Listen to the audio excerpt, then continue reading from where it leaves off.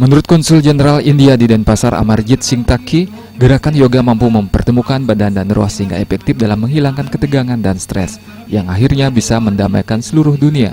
Yoga saat ini telah diterima oleh hampir seluruh kalangan di dunia, sehingga saat sidang PBB 177 negara menyetujui diperingatinya Hari Yoga Sedunia setiap tanggal 21 Juni. Ingat tersenyum.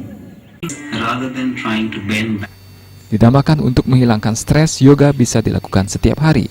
Diharapkan melalui Hari Yoga Sedunia, kesulitan dan ketegangan di dunia bisa dihilangkan dan terwujudlah kedamaian semesta.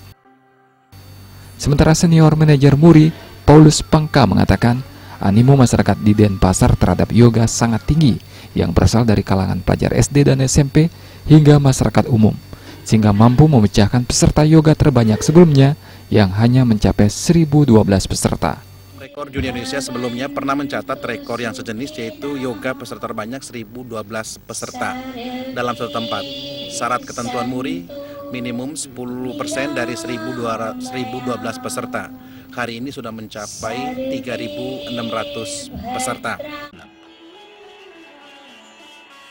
Peringatan Hari Yoga Sedunia di lapangan Renon diawali gerakan pemanasan, dilanjutkan Surya Namaskara dan gerakan inti serta meditasi.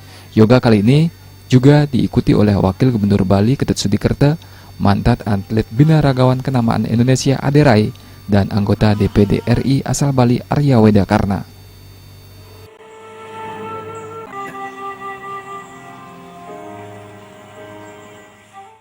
Agus Sudiatmika dan Arte Bali TV.